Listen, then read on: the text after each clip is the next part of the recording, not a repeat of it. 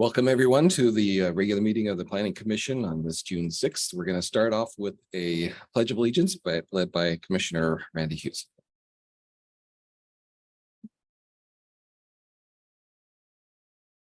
Pledge allegiance to the flag of the United States of America and to the republic for which it stands, one nation, under God, indivisible, with liberty and justice for all.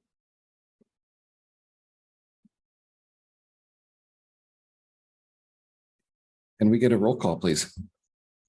Commissioner Anderson, Here. Commissioner Carranza. Here. Commissioner Heath, Here. Commissioner Hughes. Here. Commissioner Schmidt, Here. Vice Chairperson Keen. Here. Chairperson Vanden Eyck. Here. All present. Can I get a motion to approve the agenda, please? All motion. I'll second. Roll call, please. Commissioner Heath, Yes. Commissioner Hughes, Yes. Commissioner Anderson, Yes. Commissioner Carranza. Yes. Commissioner Schmidt, Yes. Vice Chairperson Keen. Yes. Chairperson Vanden Eyck. Yes, Motion passes 7-0. thank you. Now we'll move into the public comment portion of the meeting, which is reserved for persons wanting to address the public Planning Commission on any matter that we might have jurisdiction, but which is not on the agenda. Speakers are limited to 3 minutes, and please state your name for the record before making your presentation. Do we have anybody from the audience that would like to speak on anything that is not on the agenda? Okay. Seeing none, we'll go ahead and move into consent calendar. Can I get a motion to approve the consent calendar, please? I'll make that motion, please. I'll second that. Roll call, please. Commissioner Schmidt, Yes. Commissioner Hughes. Commissioner Hughes. Yes. Okay. Commissioner Anderson, Yes. Commissioner Carranza, Yes. Commissioner Heath, Yes. Vice Chairperson Keen, Yes. Chairperson Vanden Eyck. Yes. Motion passes 7-0. Okay, so our next item of business is our the public hearings. For each of the following items, the public will be given the opportunity to speak. After a staff report, the chair will open the public meeting or the public hearing and invite the applicant or the applicant's representative to make any comments. Members of the public will be invited to provide testimony to the commission following the applicant. Speakers should state their name for the record and can address the commission for 3 minutes. After all public comments have been received, the public hearing will be closed and the commission will discuss the item, take appropriate actions. We have one item on the agenda, and this is for the construction of a new 60 by 40 metal accessory structure at 7790 Aragon. Are there, let's get to some disclosures of ex parte. Commissioner Carranza. No ex parte. Commissioner Schmidt. No ex parte. Commissioner Hughes. No ex parte. Commissioner Anderson. No ex parte. Commissioner Heath. No ex parte. And Vice Chair Keen. No ex parte. And none for me as well. So we'll go ahead and turn the time over to staff for their presentation. Introducing Assistant Planner Sam Mountain. He'll be presenting this item. And for 7790 Aragon Road, which is an oversized accessory structure. Take it away, Sam. Thank you. Good evening, commissioners. We're having a good evening so far. So today we are going over an oversized accessory structure at 7790 Aragon Road. This is going to be a minor conditional use permit, and the planning project ID is use 230043, and it is the evening of June 6th, 2023. So first, I'm just going to go over the location of the project and some basic facts about the property. So it is at 7790 Aragon Road. General plan designation is suburban estates. The zoning district is residential suburban, or RS. And the lot size is a little bit under an acre. RGIS maps say 0.94 acres. As you can see on the map here, the property and the other single family homes surrounding it are all zoned residential suburban. To the northeast there is an area zoned recreation, and just over to the east is an area that's zoned for open space. So here's an aerial photo of the property. As you can see, there is an existing residence on the property just towards the northeastern end. A proposed garage is on the western end of the property, just on kind of the bottom left there. And there is also an existing C train on the southern end of the property as well. And I would also like to point out that there are some neighboring properties that have other kind of accessory structure, garages, workshops that are pretty much adjacent to the proposed garage and workshop. So the applicant is proposing to construct 2,400 square foot, 60 by 40 detached single-story garage / workshop. According to a statement of purpose submitted by the applicant, the structure will be used to store and perform minor maintenance work on a fishing boat and truck used for personal and competition purposes, as well as storage of some household goods. The Atascadero Municipal Code limits residential accessory structures to 50% of the area of the primary residence without the approval of a use permit, essentially, which is why we're here today. The existing residence is 2,018 square feet. The proposed garage is 2,400 square feet. So just a little bit of analysis based on our municipal code. The proposed structure is 1,391 square feet above the allowed limit without a use permit, again, based on that 50% of the square footage of the primary residence. And it does not meet two of the criteria for an administrative use permit, which is outlined in Municipal Code Title IX, Chapter 6, Section 106. Because it does not meet two of these criteria, it requires a minor CUP. And those two criteria that it doesn't meet for an AUP are that the floor area of the accessory structure is equal or lesser than the floor area of the primary structure, and that the accessory structure is located on a conforming lot. So just to go over those two criteria that it doesn't meet for an AUP, the first being that the proposed structure exceeds the floor area of the primary residence. As I mentioned earlier, proposed structure is 2,400 square feet. Primary residence, at least according to county assessor records, is 2,018 square feet. Additionally, the proposed structure is on a non-conforming lot. The minimum lot size in the residential suburban zoning district starts at 2.5 acres. The subject property is approximately 0.94 acres. Therefore, the lot is considered legal non-conforming. So here's a site plan submitted by the applicant. As you can see, it's fairly similar to what I was showing earlier, just as an aerial photo. There's the existing single-family residence that is at the northeastern end of the property towards Aragon Road. And then on the far western corner of the property is the area where the garage is proposed to be. You can also see some landscaping kind of highlighted in those little bubbles, I guess you could call them, on the southern end of the property there. That will provide some screening from adjacent properties. So just a little bit about design and scale. These are some elevations that were submitted by the applicant. As you can see, it's approximately 13 feet to the eaves, 17 feet to the ridge of the roof. And as stated earlier, the proposed garage is 60 feet by 40 feet. The walls are proposed to be a light stone color. Yeah, showing pretty well on the screen up there. It's essentially, kind of a very light tan color. The roof is proposed to be burnished slate, which is kind of a darker brown, and the trim of the structure is proposed to just be a basic solid brown color. And these colors match the existing single-family residence fairly well. So just to continue off there, as I mentioned, it's approximately 13 feet tall at the eaves and 17 feet tall at the ridge.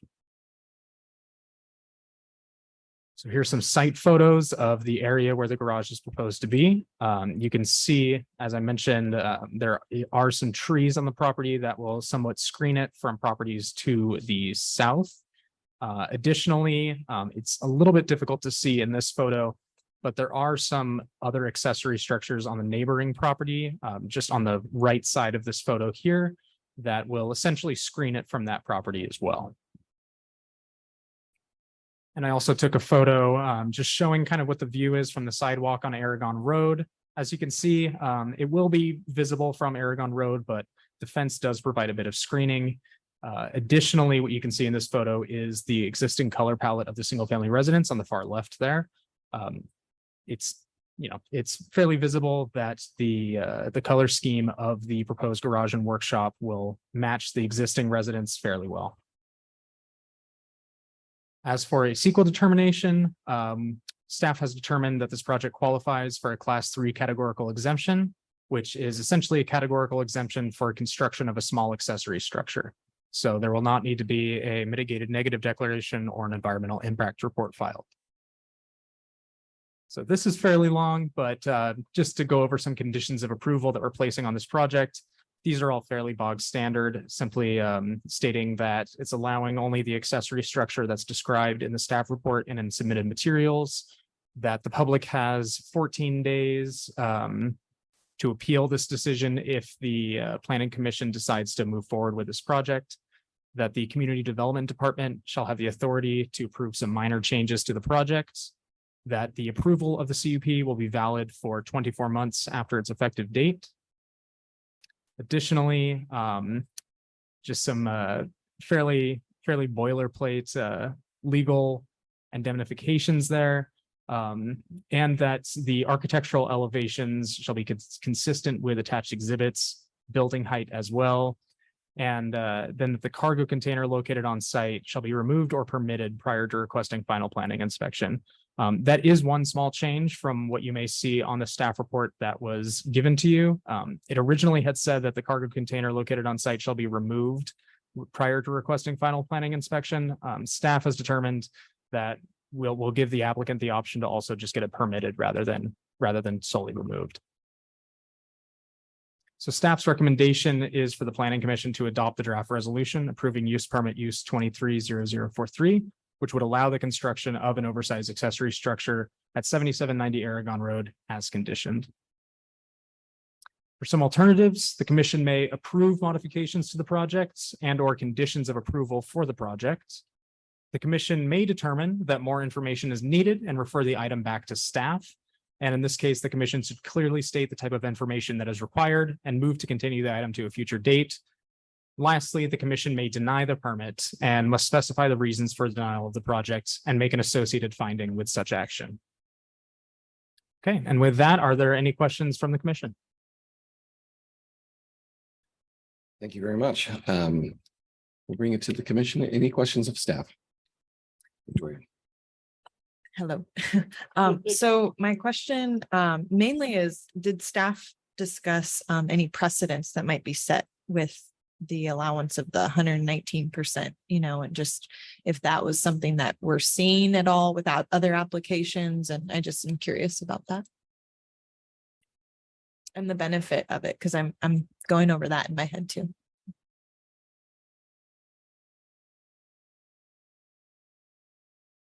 Yeah, so we did not really have substantial discussion about sort of setting a certain precedent with this, but I am aware that Planning Commission has approved similar projects. I'm not, exactly sure of the percentage relative to the single family residence on a given property that the commission has approved. But I do know that it is fairly standard for commission to approve oversized accessory structures. I suppose the question is just how oversized, I guess you could say. Comes down to neighborhood compatibility. If we can make the findings, then is it really setting a precedent? If we can make all those findings and if it's suitable in this location. But this is purely a discretionary request in that scenario. But there has already historically in the city been a citywide precedent for approving these where they are compatible with the neighborhood, where they can meet those conditions. Yes. Yes, you had mentioned the possibility of the applicant permitting the C-train. What is needed to permit the C-train, or the foundation system, or what? Typically, a cargo container would require approval by the DRC and a construction permit. Now, in this scenario, the planning commission can actually override that and say, okay, we like the cargo container, and have the applicant simply apply for a construction permit. Or you can say, hey, if the applicant wants to permit it, have them go through the whole process, have them go to the DRC, have them get a construction permit. Commission might also say that in no circumstances should there be a cargo container on this property as a condition of approval of this nice new structure, please remove it. So an analysis of what it's going to take to construct hasn't been prepared. It's just that we know that there's no permit. And so if it's going to stay, we, Correct. So Saying we're we- saying either give them an avenue or not. okay, thank you. On the building itself, the accessory structure, I was looking for conditions, building conditions. Was there anything comments from the fire department on the size of the building or its relationship to the nearest spring fire hydrant? And are they going to have to do anything special beyond to permit that building? No, we did not receive any comments from the fire department, but as part of the process of obtaining a building permit for the structure, we'll have to go through fire department review due to the size, to my understanding at least. And so as part of that process, fire would be able to review the project and provide their comments in that way. So the applicant is aware that there might be fire hydrants and there might be dry lines or something placed, to provide fire service to the building itself. Staff did not directly tell the applicant this, but as part of the process of obtaining the building permit, they would have the same expectations placed upon them from the fire department as any other person obtaining a building permit. Permittee be aware then. Okay, thank you very much. Any other questions? Sorry. Is there no driveway to this garage structure? It's just the structure? As of right now, there is not. I'm not sure if the applicant currently has plans to construct a driveway, but They're not required to do that. So if they want to choose to make a driveway to that structure, they can. Okay. And then you answered my other question about the C train, so thank you. I assume they've been noticed, the neighborhood's been noticed. And there have been no complaints, no concerns. All right. that's correct. Yes. Neighborhood's been noticed and as you can see, there isn't anyone here to my knowledge that is here to complain about the project and we haven't received any letters. Okay. Ready. So just to bounce off Jason there. So there haven't been any complaints on the project as far as from any neighbors. Is there any other buildings that are like close to this size that have already been established in this neighborhood? So to my understanding, there are none that are at this scale. But there are multiple accessory structures in the neighboring property that essentially are right on the limit of our setbacks. And so this would be about 10 feet away from other accessory structures on the other side of the fence on the adjacent property that I suppose you could say when combined would have a similar kind of profile on the site map. I can pull it up here.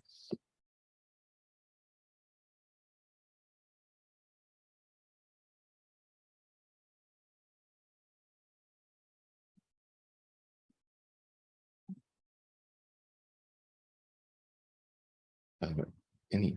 Yes. The applicant mentioned they were planning on storing their boat and lots of houseware type things up there.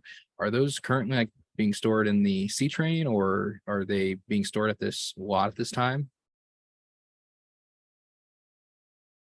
So information provided by the applicant, from what I remember, was that there are currently essentially household goods and sort of garage, mechanical supplies that are being stored in the C train, but that upon construction of this structure, they're planning on moving it into this garage workshop.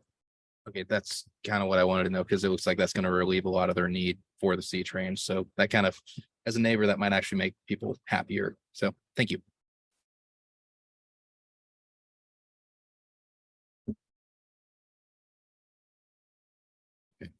I don't see any other questions. I did have just one comment regarding the, because the driveway came up, that the driveway and the building would probably, if they put it a solid surface, it'd probably trigger some of the stormwater requirements.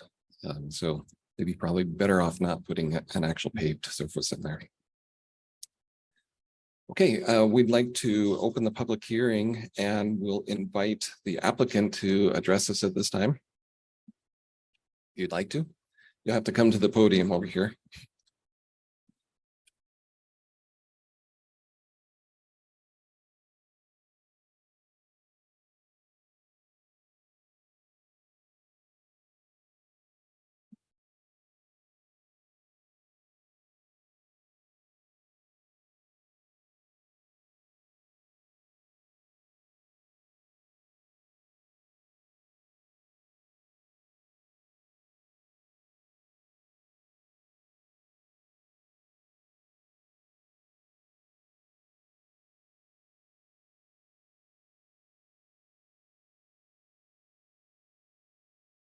We get your name for the record.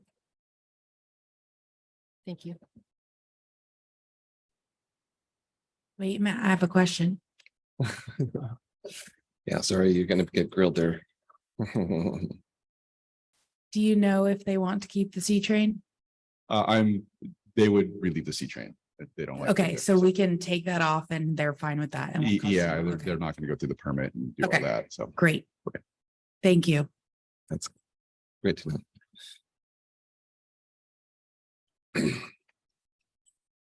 Okay, is there anybody else from the public that would like to speak on this issue? Okay, if not, we'll close the public hearing portion and we'll bring it back to the planning commission for some discussion or a motion. Any discussion? Sorry. I had one, just, I guess, discussion point. I was looking before I got more into my notes and readings. This proposed accessory structure, technically, if this property wanted to, they could move forward and turn it into housing. Is that something that, it's like, as we're seeing the need for more house, I know it's for boats currently. But I'm just, and for other, things like that. That came up and when I was reading, and there's no plumbing or anything designed now for it. But I'm seeing that this could be a benefit for adding value to the property. And yeah, there's as a discussion item. Since it's big enough to be potentially. Yeah, of course, if they wanted to go through that, they would have to go through a whole new permitting process. Oh, yeah. To do that. Any other discussion? Anybody would like to make a motion on this item? I'll make a motion to accept the resolution as written. And what about the C train? Since they're up in the air about that and they want to remove it anyway, I don't think that we have to restrict them in any way. Just a point of clarification on that motion. So I don't know if I totally understood Commissioner Anderson. Staff had proposed an amendment to the condition that wasn't in the resolution. Anderson's motion was to adopt the resolution as printed, I believe, which means that the C train goes.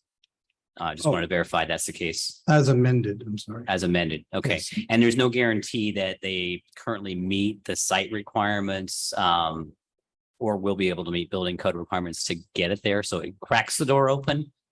But I'll just say right now, that doesn't swing the door wide open, but it allows them to, if they were able to go through a zoning and building process, to seek that.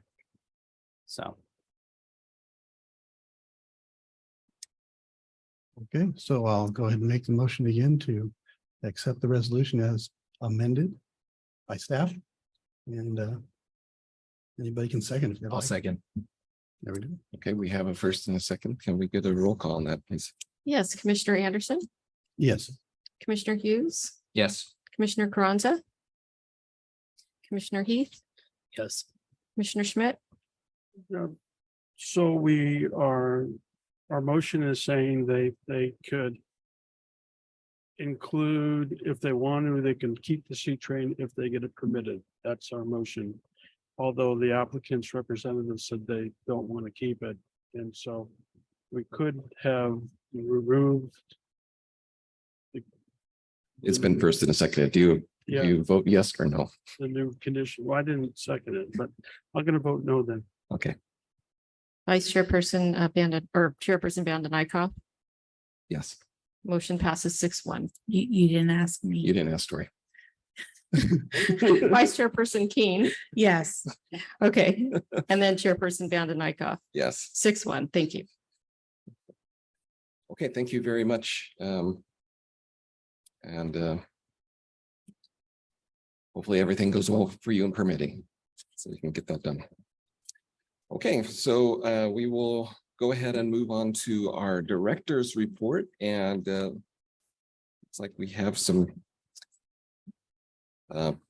presentations from Cal Poly City and Regional Planning Master's students about their class recommendations for Atascadero's future downtown concept and vision plan. Thank you, Chair. I'm going to introduce the Cal Poly City Regional Planning class, and they're here tonight. We've been working with them over the past several weeks to evaluate and kind of provide direction on a concept they have for downtown Atascadero. So very proud to welcome them in here to City Hall tonight. Very happy to see their final product, and we get to provide comments to their project. They're going to provide us with a presentation, and I think the way we'll do this at the very end, we'll be able to provide comments and some thoughts on it as we move forward. I also have some graphics I'm going to hand out to you that illustrate the project as well. But pay attention to the presentation first, then you can look at these, because it's just, I don't want you to get too distracted. You can pass.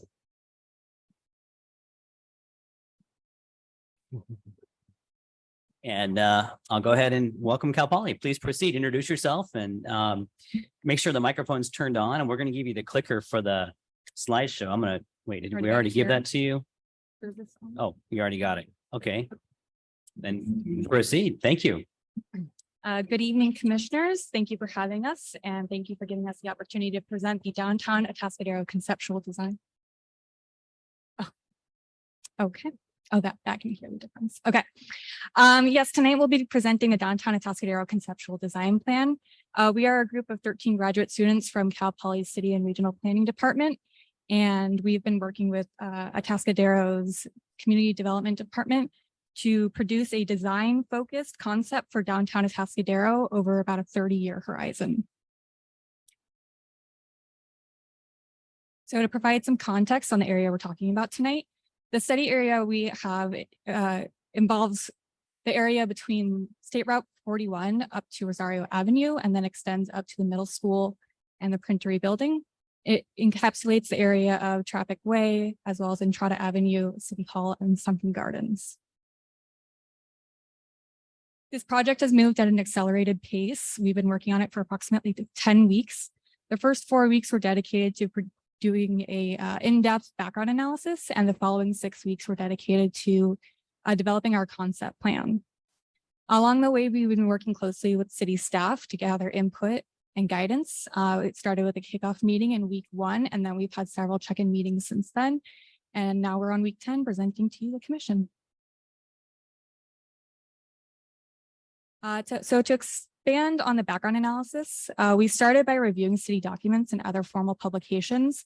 This included the 2025 general plan, the draft 2045 general plan update that's in progress at the moment, as well as the El Camino plan that was published in 2020, and the downtown infrastructure enhancement plan that was approved a couple of weeks ago.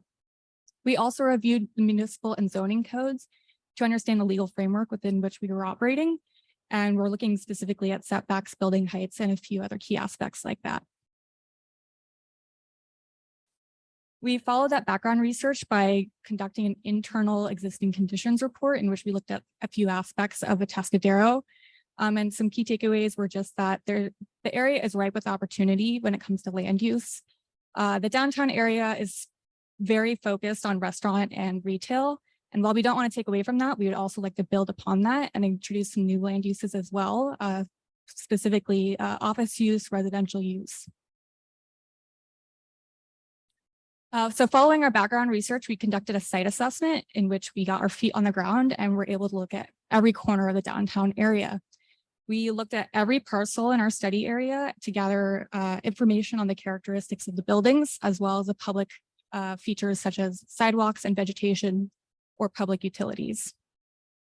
This site assessment went into our SWOT analysis, which stands for strengths, weaknesses, opportunities, and threats, which helped us identify the strong points and some of the weaker points of the downtown area. And what we found is that there's some strong foundational elements already in place between City Hall and the Sunken Gardens as a key focal point for the area to build and inspire, as well as some architecturally significant buildings that are woven throughout the fabric of the downtown area. Some of the weaker points and opportunity areas really revolve around introducing new land uses because there's some underutilized land.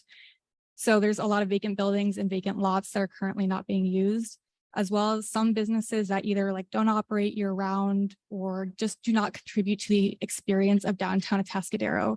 And we'd like to see these turned over to add something new and interesting to the area. And of course, we recognize that there are some limits. Downtown Atascadero is bound geographically by the hills and Highway 101. And what this really led to was a focus on entry points from surrounding neighborhoods into downtown Atascadero.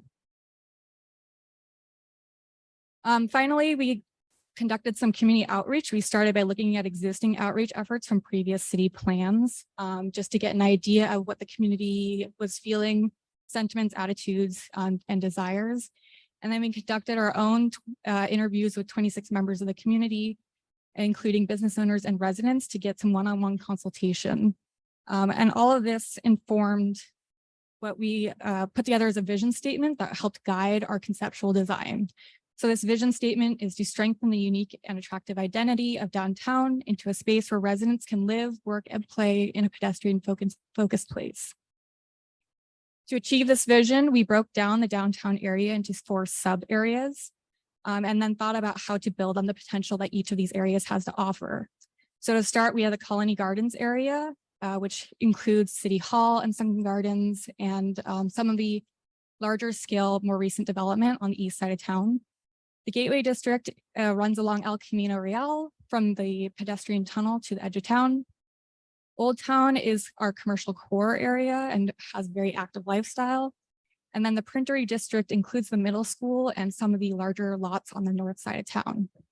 So we'll now be expanding upon that. We'll have different group members going into depth about each of their neighborhoods. So I'm going to be taking this opportunity to pass it off to Max to talk about the Colony Gardens area.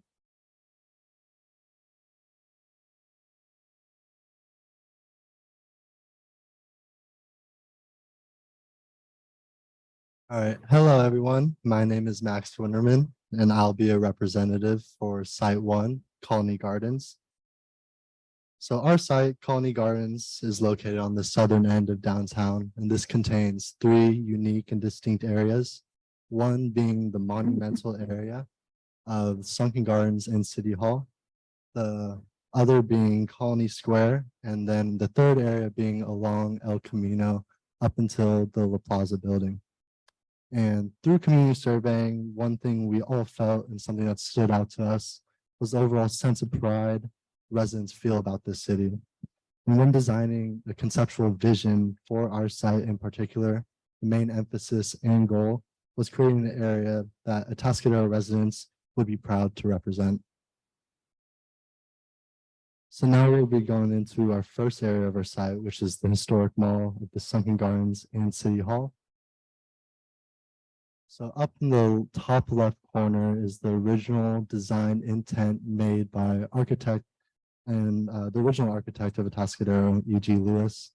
And he drew a lot of inspirations based off Renaissance principles and his experience visiting Chicago World's Fair. And we want to emphasize and honor his original intent by first creating a central paseo that goes through the Sunken Gardens. This can be seen on the right-hand images. These images are done within a 3D design model program called SketchUp.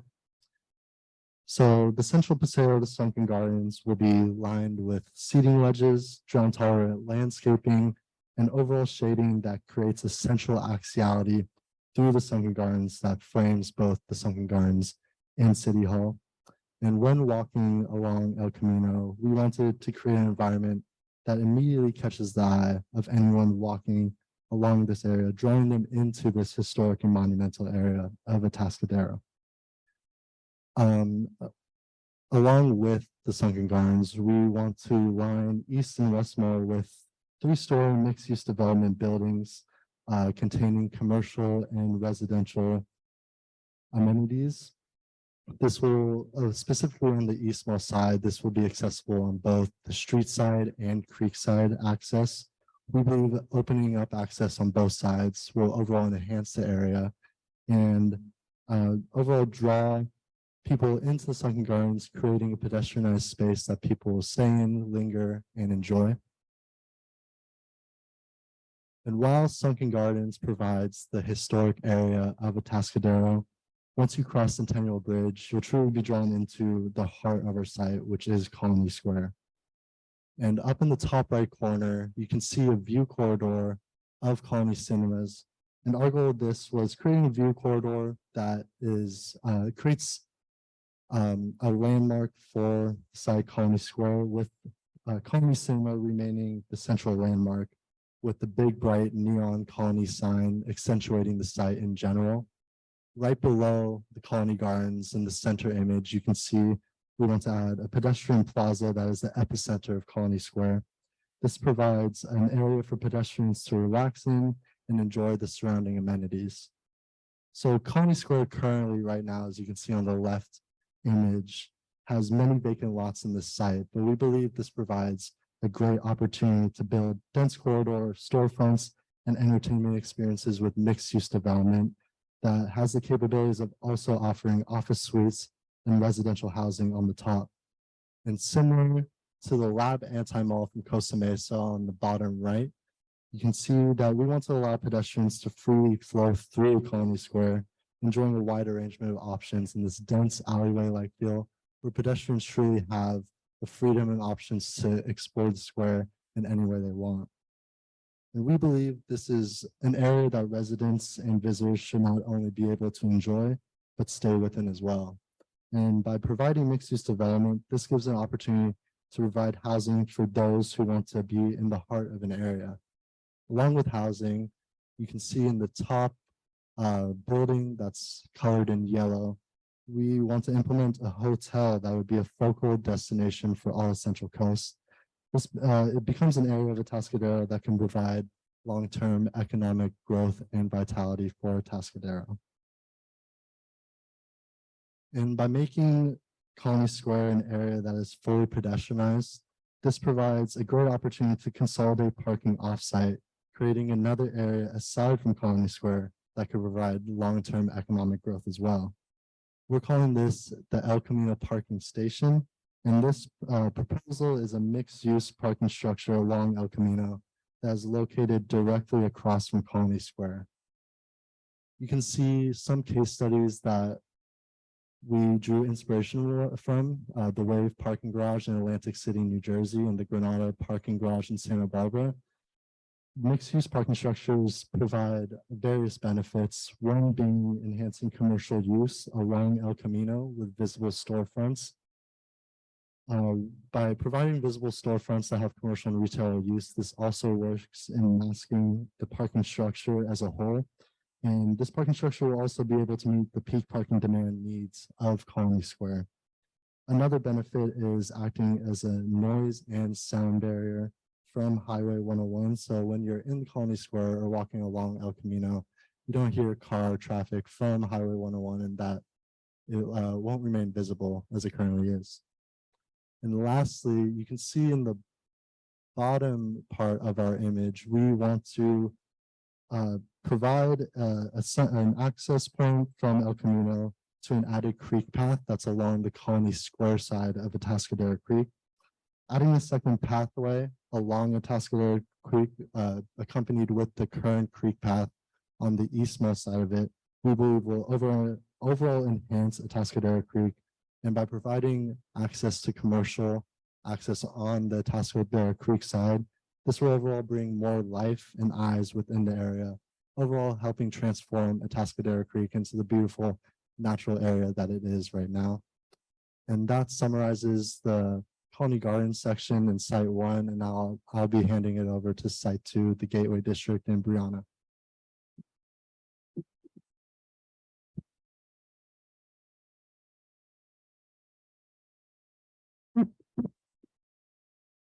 Hello, everybody. My name is Brianna Lillier, and I will be representing the Gateway District. All right, so as for the Gateway District, we are Site 2. The Gateway District starts at La Plaza and ends near Rosario by the police station.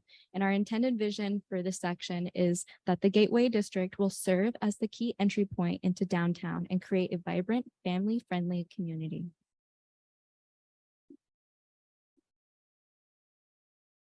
Moving on to our concept map. As you look onto the map, you'll see numbered and unnumbered boxes. The unnumbered boxes is our smaller scale projects, which consist of paseos, which is walkways, and cluster plazas. The numbered boxes represent our core concepts that we hope add to the uniqueness and attractiveness of this site. Those will be the thrift store plaza, a family center, a restaurant alley, a beer garden, and then the gateway arch. Diving into plazas and paseos. The paseos are here to encourage walkability and to develop the interconnectivity of the Gateway District. These paseos are beautified with greenery and varying degrees of seating. As you can observe on the very far left corner, that is going to be the Community Garden Center, and that is going to be by Rosario near the police station. My intention, our team's intention with the community garden is to encourage community development of some sort for all ages, and to, of course, encourage development of healthy habits and learning the basics of agriculture possibly. And then on the far right side, you'll see the paseos. These are to allow, as I said, the walkability, but just to beautify sections for pedestrians to walk to safely, either to the parking behind near Highway 101 and or next to the family center that would be there. Diving into our core concepts now, we have the first one, which is the Thrift Plaza. So our team's intention with this was to develop this, was to build off the 3 existing thrift shops that are already an attraction to this section. This would provide opportunities for other commercial businesses and thrift stores to come into this space. It also, with the plaza being out front, adds a unique factor where you could have music, where the antique and thrift communities could come outside and have sales during your beautiful weather, and take a different approach to selling. It also could just be a way to have music, arts and festivals, and or just a community development area. Moving on would be the family center. So originally, when we first met with the planning team, they expressed that they're hoping to develop downtown to be more family oriented and family centered. And so that was where we drew inspiration to develop the family center. So our interest is hoping that the space will be utilized as a children's museum, as seen in the downtown aspect of San Luis Obispo, possibly. It's very popular, and I feel this would thrive immensely within this area. Other forms that it could be used for is an art space, other rec centers. We wanted to also develop the family center right next to Mr. Putt Putt Golf's, as it kind of ties in very nicely with the family center, and it seems to be a very popular destination. Another use, for this would also be tourism, and our general goal with the family center is that it would allow families to stay within Atascadero without having to leave, as you would have all necessary activities to entertain. Moving on, we have the restaurant alley. So this is a small scale development for restaurants and food related businesses. This would be great for young businesses, startups, and or specialty businesses that might need a smaller scale startup area. The courtyard within the alleyway would allow for businesses to share the space and for customers to relax in a nice ambiance way that would generate this unique synergy to the area and could contribute to the Gateway District's awesome vibe. Moving on is our beer garden. So on Traffic Way on El Camino sits an awesome business called the Colonial Market in Delhi, the Colony Market in Delhi. We wanted to build off this great business and location by creating these L-shaped buildings with a plaza in the middle to enclose the space away from the highway and cars, because at the moment it's street facing, and while it still has a wonderful ambiance about it, building it up slightly and enclosing it would allow for a more serene experience and keeping a lot of the existing great conditions of the area. Moving on to our last section is the gateway. So as expressed when we first started this, there was an interest in developing an identity for the downtown part of Atascadero. So last but not least is the gateway of downtown Atascadero. The archway would be placed on Traffic and El Camino as a way to signify that you're entering the downtown, to really allow for tourism and for, people to know that you are here and you can start somewhere essentially. The archway that we developed, we drew from inspiration from Old Town Sacramento and Brighton Beach within New York. This archway would add, of course, like as I said, to the identity, but also would provide a great wayfinding point for the downtown and would allow people to navigate this area much better. Thank you for your time, and on to Old Town next.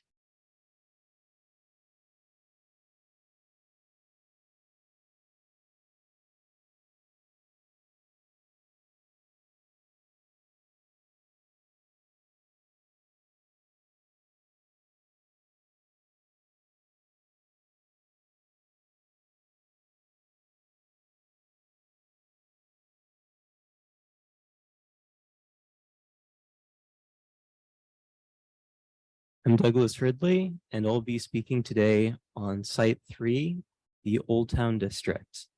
So on the map, you'll see overlaid in blue is the site that we're referring to as Old Town, and we really see this as the commercial core of downtown Atascadero.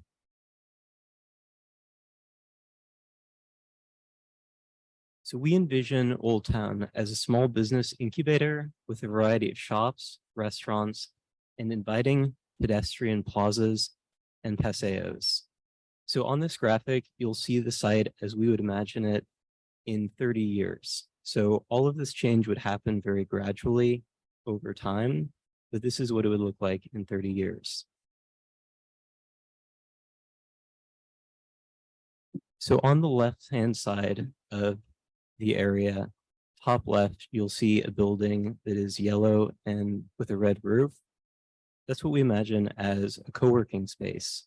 So you have 2 floors, which would be a co-working facility, and the 3rd floor would be very affordable small apartments for entrepreneurs. So essentially, it would be an entire structure. It would be a live-work space for young entrepreneurs in the city. And then moving further down that road from the red and yellow building, you'll see a pop-up market on the right-hand side. And you'll see more pictures of what I'm talking about as we continue on. But these pop-up markets, they could start out very temporary, just a space to gather for people who would live and work and do activities in this area. And over time, they could become more permanent. So they would start with vendors and festival markets, and over time, they would turn into coffee shops and small restaurants and become a more permanent plaza. And then moving down towards the bottom of that avenue, again on the left-hand alleyway, you'll see a development which we envision for having offices on the bottom floor combined with townhome residences on the top 2 floors. So this would be a similar idea, a co-working space, but one that's centered more towards office buildings and less towards entrepreneurial operations. And then moving to the right, in the center, you see Entrada Avenue, and El Camino Real would be on the top to orient you. And we really see Entrada as being a commercial zone with small restaurants and shops and commercial storefronts facing Entrada. And again, it would become pedestrianized over time, but this could start small. You could have bollards added over time, you could have bike lanes added, and this would be in 30 years. And then moving further down on the very right-hand side is another alleyway, which is now underdeveloped. And we imagine that being a space for families to gather. You could have a playground there, a sculpture garden, places for parents to sit and to have activities for families. And so we imagine that just being a really nice space to gather. So in envisioning this site, we abided by several design principles, the first being pedestrianized streets, pedestrian-friendly spaces. And you noticed in the last slide, you had Entrada Avenue, you had the alleyway on each side. You'd also have paseos that would connect all of these alleyways. So essentially it would be one network where people could safely walk, enjoy shops, enjoy family spaces, enjoy seeing the offices completely safely. And that would also encourage business activity too, because you'd have more people moving through the space. So this kind of idea has worked in many cities around the world. On the top left, you'll see a picture of State Street in Santa Barbara. And then on the bottom left, you'll see the Entrada as it exists today. And over 30 years, it could turn into something similar. Another design principle was remodeling alleyways. So this is the family center that I mentioned with the sculpture garden and the playground. And then an example of where it has worked quite well is Ojai Plaza.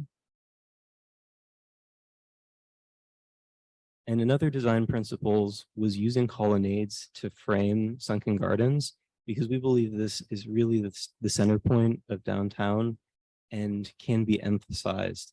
And on the side of the building, on the left-hand side and also on the right-hand side, in 30 years, you could have 3-story mixed-use developments. Again, Sunken Gardens would be a place for people to gather and have activities.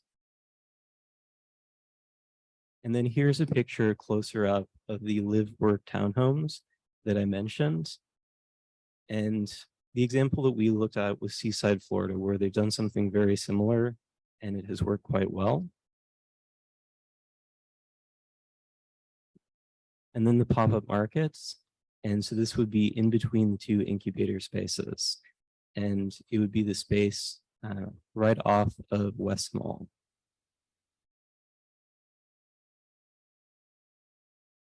So for the business incubators, again, it would be gradual change over 30 years. And one example we looked at was the Black Box in Portland, Maine. So this shows the sort of scale that we're thinking for the incubator retail spaces and incubator businesses that could be fostered in this area. So that would be phase 1. And all it would take is purchasing a shipping container, doing some work on that structure, and then putting it in lots that are already owned by the city. So you could do that as well. And one point to make too, is you can take advantage of the fact that even in private areas, paved over areas that are private, you can use design ordinances to ensure that new buildings interface with the alleyways over time. And then on the bottom right, you will see phase 2. So this would be with the co-working space on the right. And then finally, phase 3. So again, 3-story mixed use developments all around. And we felt that fostering business was very important because as we've talked to community members, we've interviewed people around the city, that's something that has been mentioned several times. And so we wanted to have a space that's focused on economic development. So now I will pass it over to the representative of Site 4, the Printery District.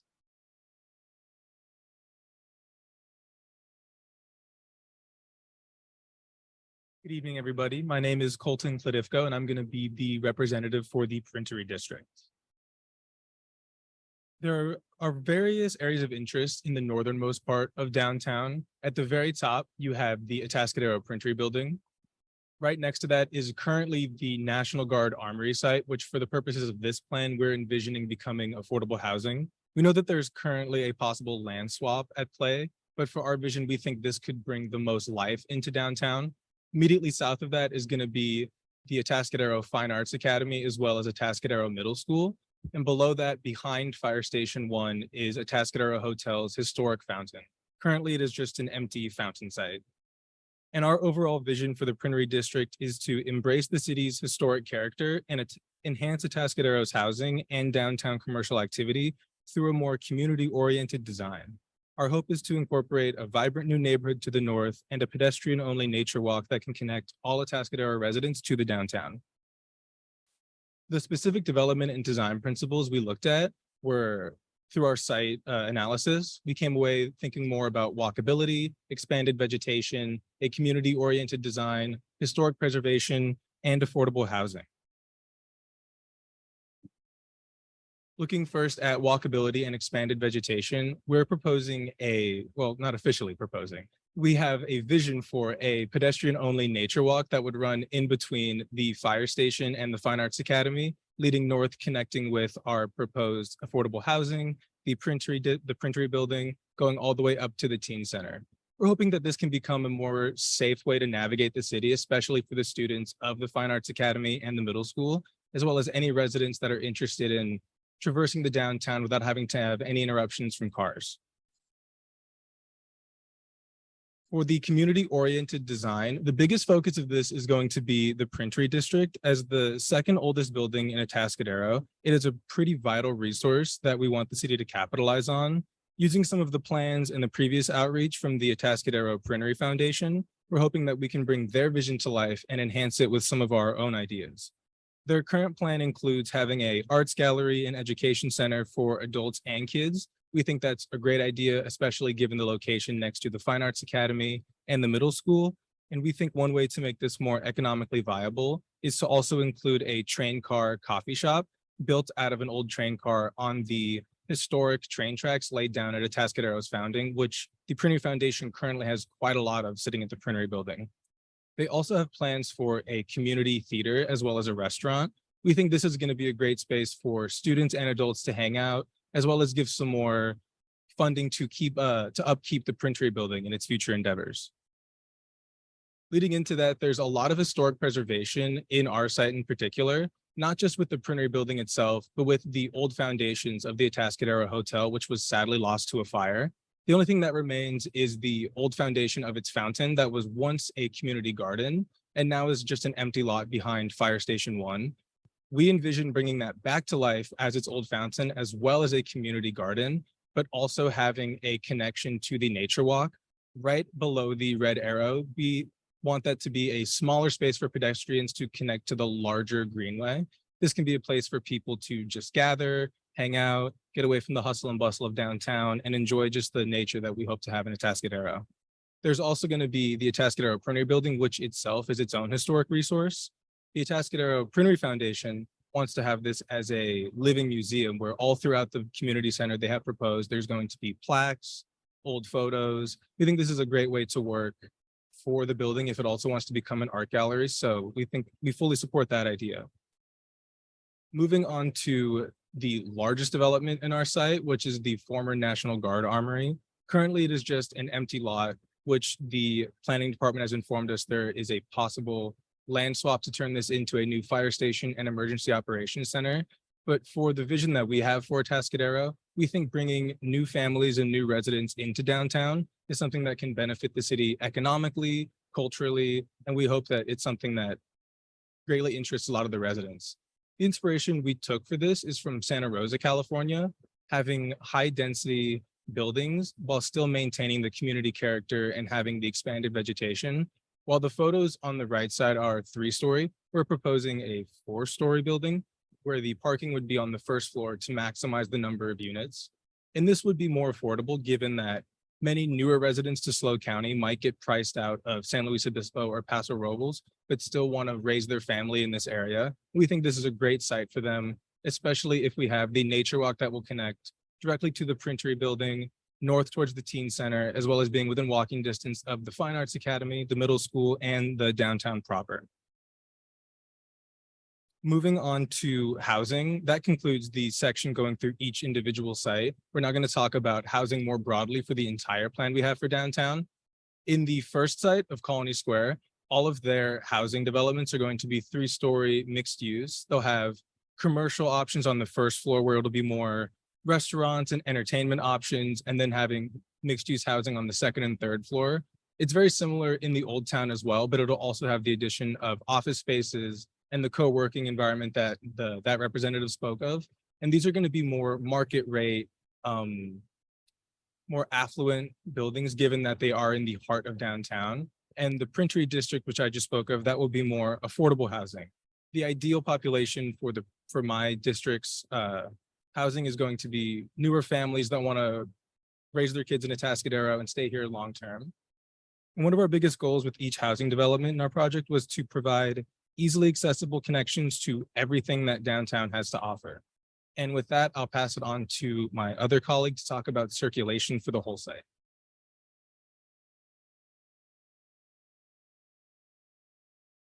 Hi, my name's Sully, and I'm here to talk to you about circulation.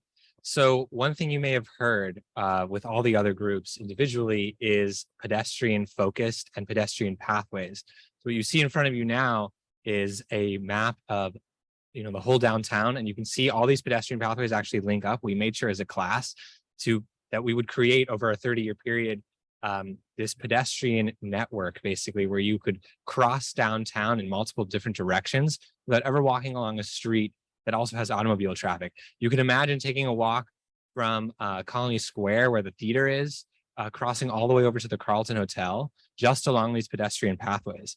What would be most interesting about this is that there would be quite a variety of things that you would see. You'd go from Colony Square, where there's larger businesses and buildings, across the creek, which would be a green space, and then through the sunken gardens, which would be a more organized green space. And then you could choose one of the multiple paseos to go into the alleyway where the business incubator would be with smaller spaces, and Entrada Avenue. So it'd be really an interesting experience. You can imagine once all the buildings are more mixed use, there would also be, it wouldn't just be visitors and shoppers, it would also be people who lived and worked downtown.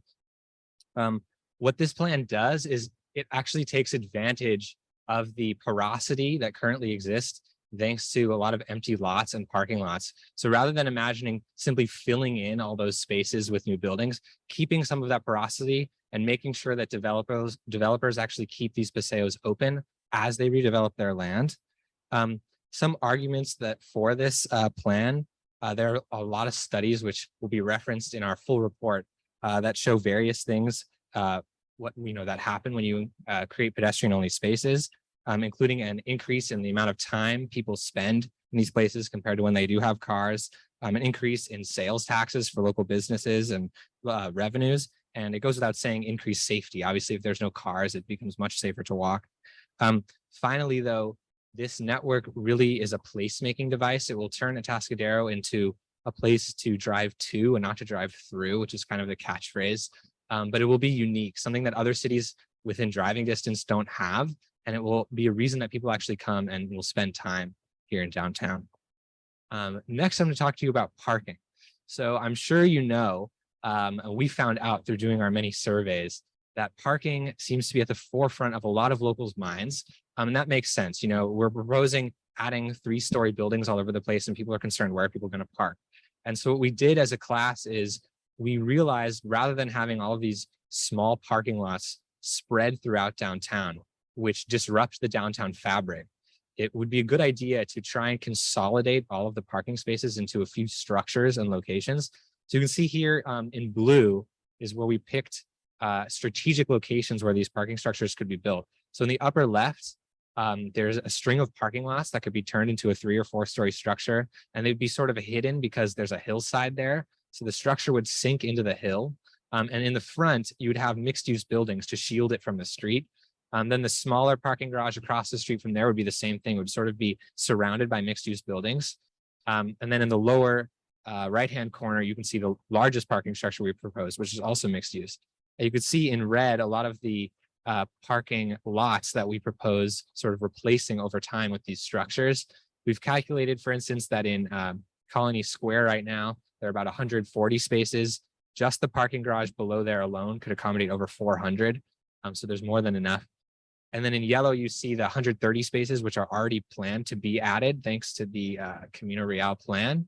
And finally, in green is a parking lot that doesn't actually appear on Google Maps, but it does exist behind the La Plaza building. What this would do is basically, you wouldn't have these holes in the urban fabric, and you'd make it so that pedestrians would be more likely to walk around because there wouldn't be these large parking lots disrupting storefronts. And another big advantage of this is that you would decrease the heat island effect, which is what happens when you have a lot of asphalt and it gets very hot. Of course, the weather we're having right now is not representative of that, but often in the summer, it's very hot here, and parking lots are one of the hottest surfaces you can have in an urban area. And next, I'm going to hand it off to my colleague.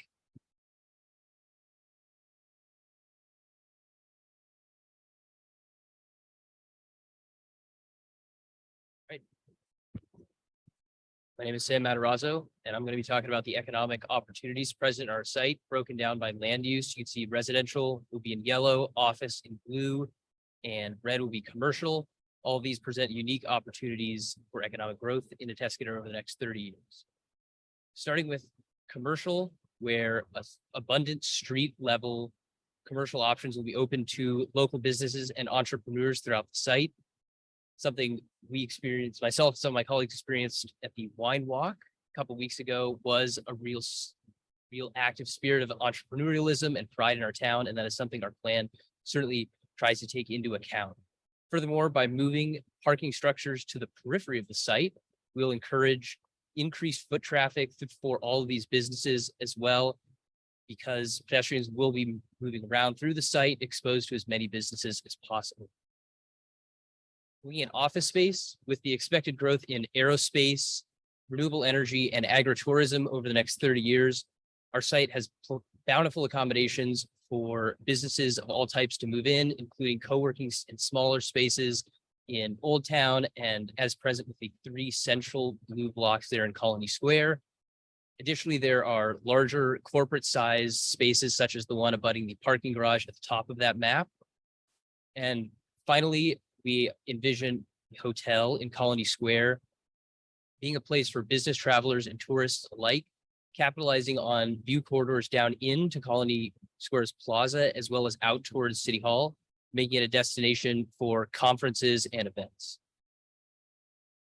Finally, looking at the residential aspect, the mix of affordable units such as those up in the Printery District, as well as upscale units down towards Colony Square, provides residents of all types with the opportunity to move to Atascadero. The upscale units will draw their value from similar view corridors to the hotel, providing beautiful views out towards City Hall, the creek, and down into Colony Square. Finally, all residences will provide the work where you live opportunity, given unparalleled access to food, work, dining, and shopping options. That concludes the plan portion of our presentation, and I'll now pass it to Corinne for our closing remarks.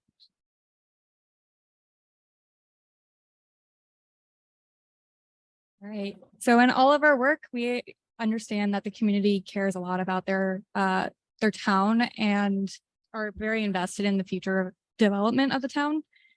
We believe the design plan proposed today lays a framework to continue to support its residents and businesses, while also creating a unique destination that is different from the cities that are north and south from here. The final design plan will be published within the next couple of weeks. If you're looking for more information, and we're excited to make our contribution to the long history of Atascadero and have really enjoyed our involvement in this project. I'd like to take a moment just to thank our partners who helped us along the way by providing input, feedback, and resources. It was crucial to the development of our plan, and we are very grateful for their time in the project. I'd also just like to take a moment to open the floor to comments, questions, or any further discussion that anybody may have.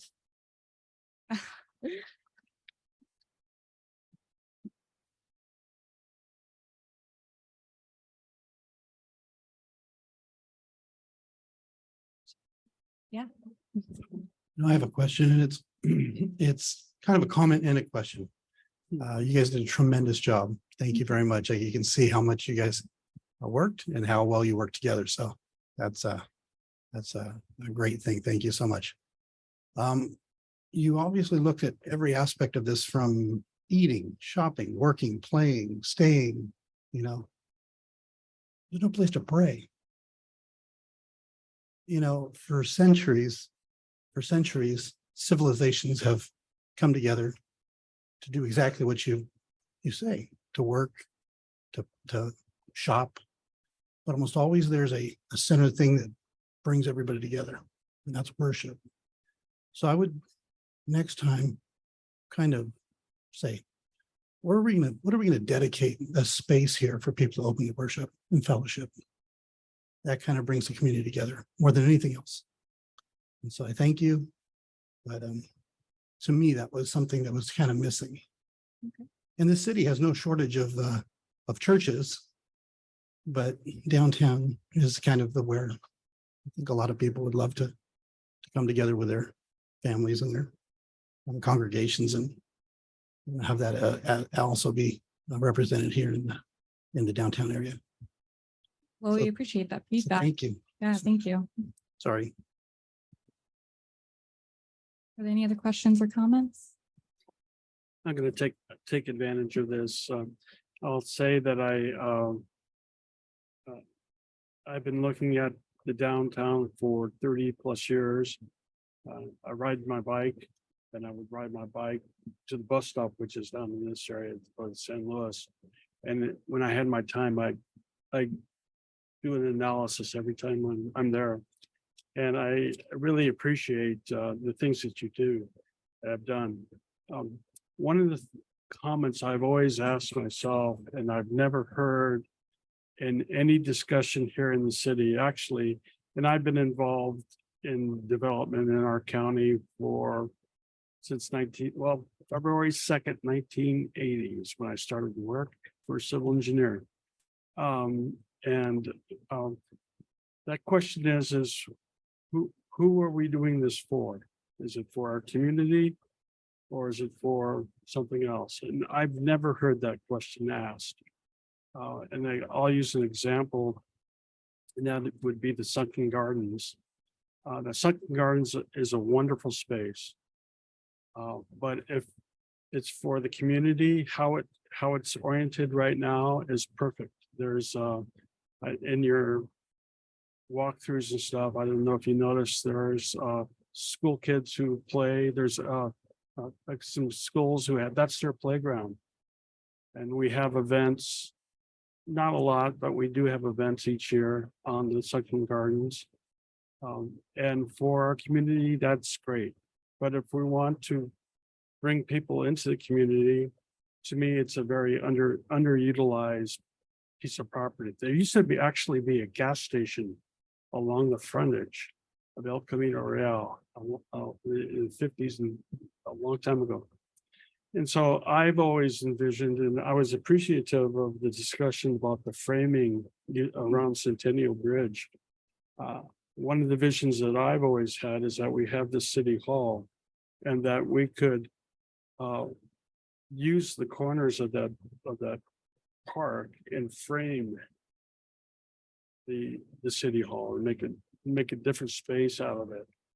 And I was also very appreciative of the discussion about in the downtown and about the paseos and stuff moving around.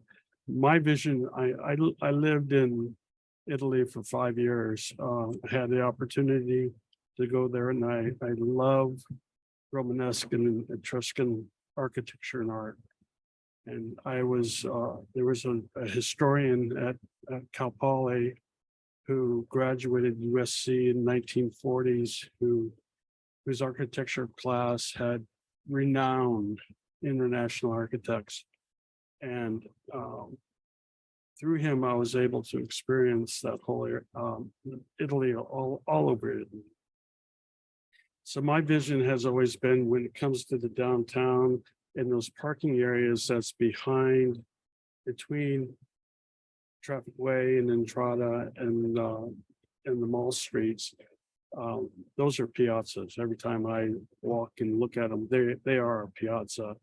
And to take that emphasis and turn those buildings around and look that way versus out to the street, I think would be a wonderful thing. And for me, when I think about, there was a discussion about how do we compete with other communities, and what I'd see a piazza as, or piazzas are as, is something else no one has in our county. And you were very, very, very close to what I would envision in that area. That was wonderful. I'm wondering if El Camino Real was ever discussed as an impediment to pedestrian friendly downtown, and whether we should even consider it. It was kind of interesting. You have the Gateway District on your plan, and you had the pedestrian circulation, but it was all on the east side. There was none on the west side on that circulation plan. And I always thought, what would it be like if we took the city and we turned it 90 degrees and addressed El Camino Real that way, and just basically screw that other side and don't even deal with it. And so you guys did a great job. The things that I've kind of focused in on, it's like maybe the next class is a financial analysis of how this would work. I mean, that's really gets down to the real world is for these things to happen, there needs to be money to generate them. Will all the development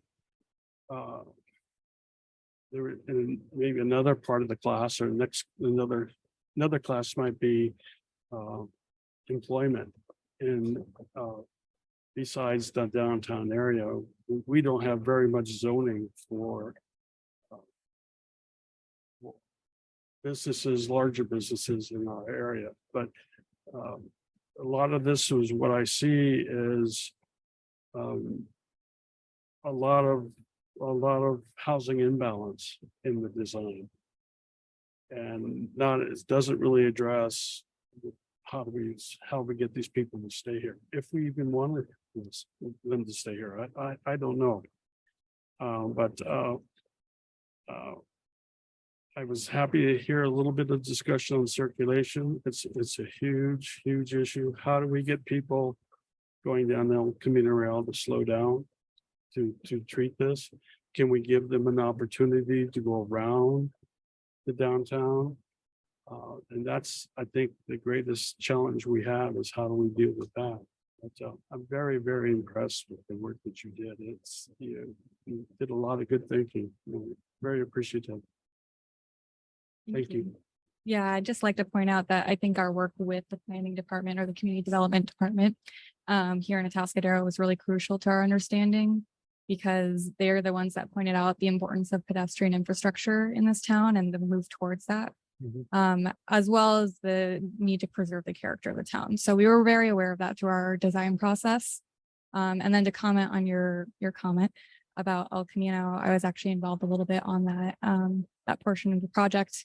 And being a very linear space, it's hard to add a little bit of depth there. So when you're talking about pedestrian facilities, it can be a little more challenging because there's not a lot of places to go. And then knowing that the El Camino Real is going to be redeveloped possibly in the next year or two. That was something we were also considering in the development of that and left room for flexibility moving forward. But yeah, thank you very much for your feedback. We really do appreciate that. My vision for what's happening on El Camino Real was I wanted to put a block down the center of the street and have businesses. I created 25 lots in the downtown core that didn't exist today. And so to cross El Camino Real, there would be a street, there would be a block of businesses, there would be a street. And that's how I dealt with it. I was just, try to create more of access for people to use for businesses. Do we have any other questions or comments? Yes. So I had a few comments.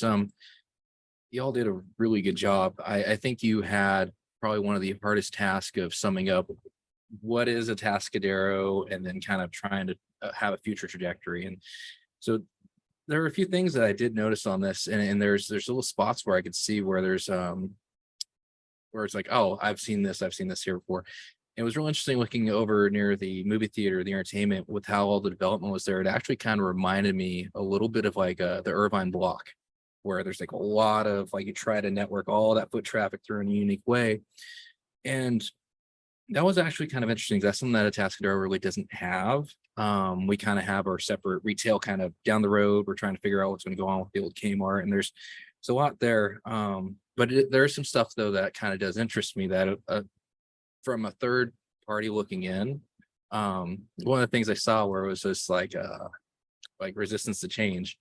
And a lot of the locals here, it's not necessarily resistance to change that they feel, but there's definitely a very almost like a death grasp on the past in our history. So I think the few things that I really liked was the concept of repurposing the original fountain, kind of throwing some of the homages of where we came from. I think that would kind of really get the public more involved on it. As far as for the land swap, what I was really interested with where you guys wanted to put some housing, it's interesting because the fire department, that potential swap going on there, that was one thing I was thinking about this whole time though, was okay, what's emergency response look like here?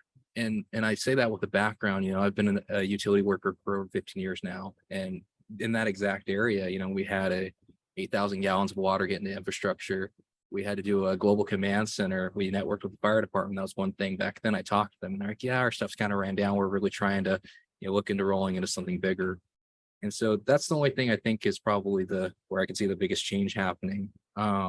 I will say it's interesting seeing how Atascadero has changed in just 10 years. And I know that a lot of people have a lot of negative opinions and some have positive opinions, but there's kind of this concept, if you don't like change, you won't be like being, irrelevant more. So I really was impressed though at your approach with how much you interlinked the Paseos and you kind of tried to build a grid around it. So it'll be interesting to see kind of how this area develops. And I just want to say thank you for all the time you put into this. This is a really nice thing to see for the future. I just wanted to second Dennis's, the Paseos totally reminded me of Italy and the piazzas.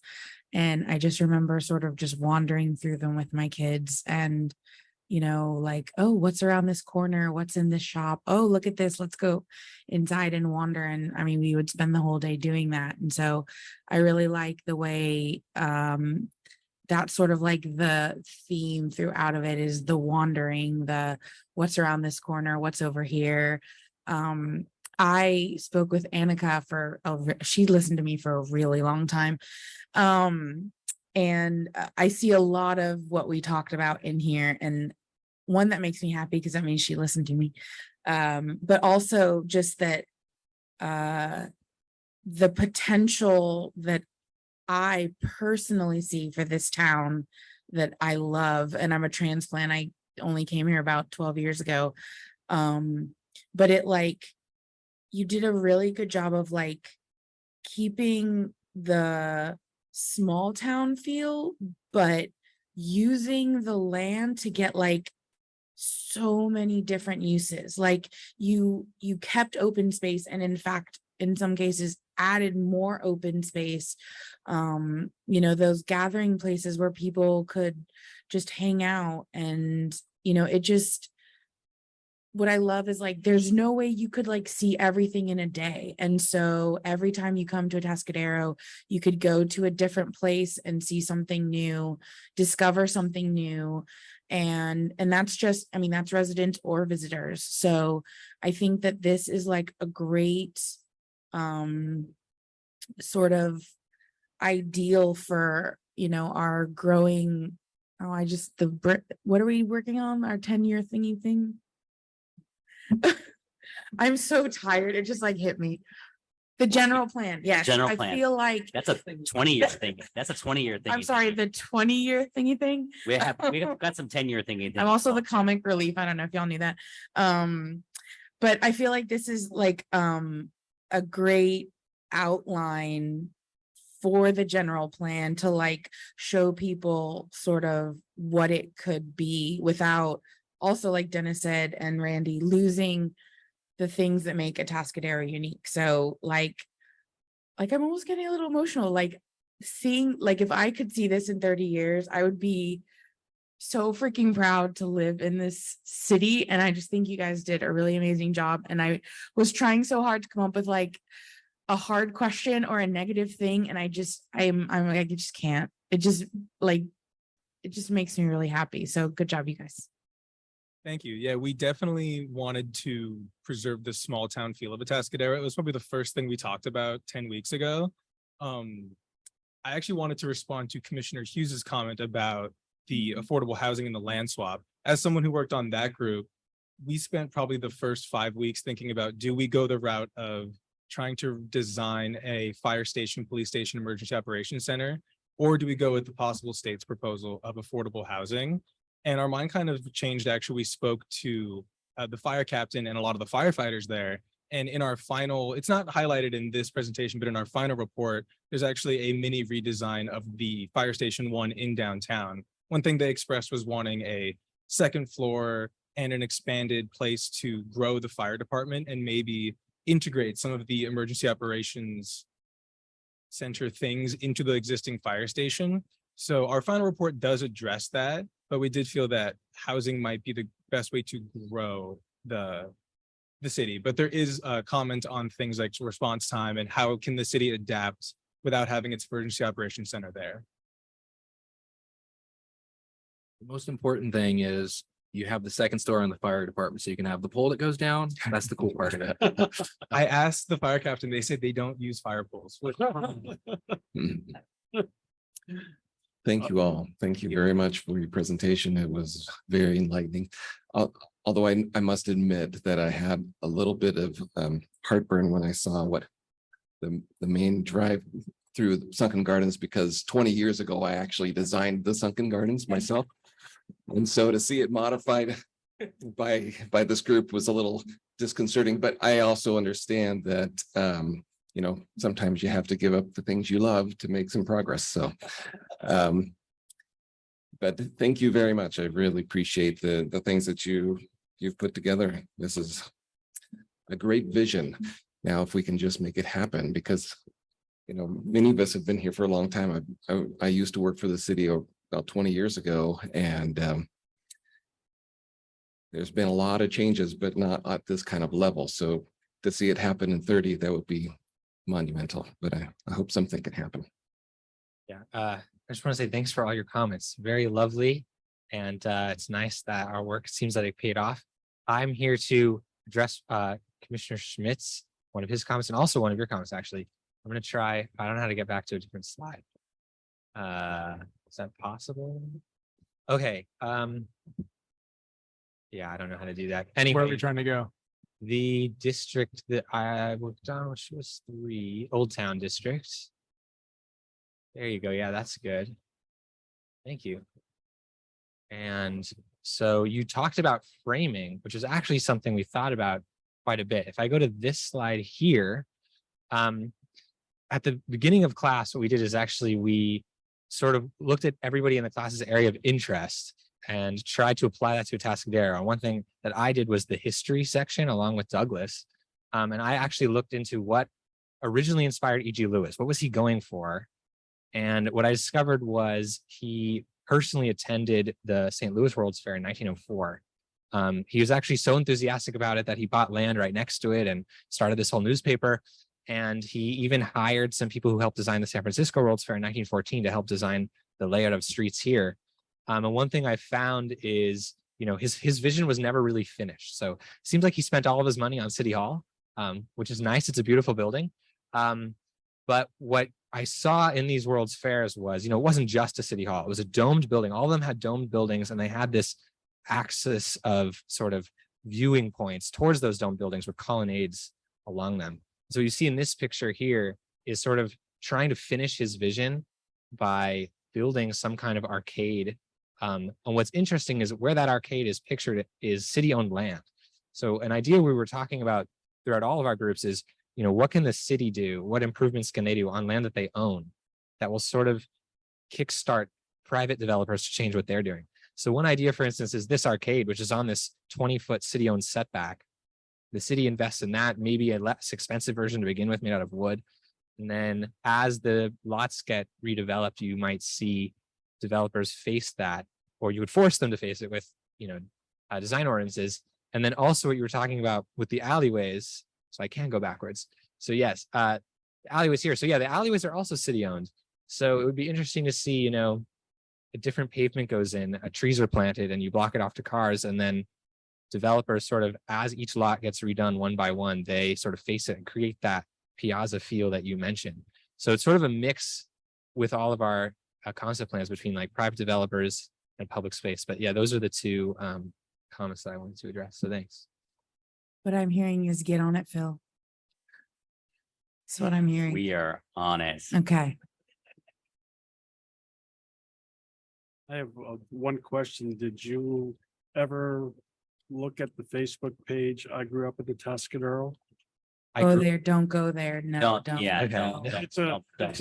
It's a great litmus test for who we are in the Atascadero, and there is the gambit. I mean, I always tell our city council people, you know, to read that, because you get people, they're uninhibited when they're on Facebook or on the computer. They'll say anything and do anything, and that page there's a large population that's on it from our city, and they'll say anything.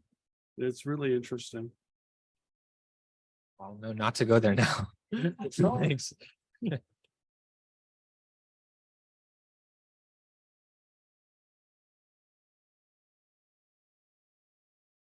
Yeah, I was taking lots of little notes because I loved some of the concepts, that's for sure. And some of the themes I noticed that are beyond just specific placemaking, like keeping some porosity. Like I don't think I've heard that term in a while. I'm like, oh, okay, instead of infilling, like porosity, and that being some of the vision for our general plan. So I was kind of taking notes on that as far as a general plan update, not just the downtown. So I think like for me, that was beneficial for the presentation itself, is just to kind of look at, and like the suggestion about, well, zoning ordinance changes, business facing alleyways over time, just little key nuggets. So I appreciated that about the presentation of practical things I could actually write a note down and follow up on it later. So, because we're in that right now, as you know.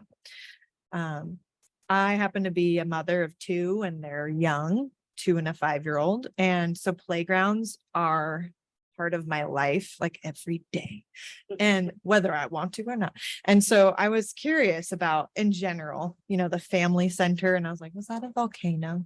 What's going on with the volcanoes? Yeah. And then themed playgrounds, because I know like I would love to hear about the volcano specifically. It's an honest question, but also, like my family went to Carpinteria State Beach, I'm pretty sure it was, and there was a Chumash themed park.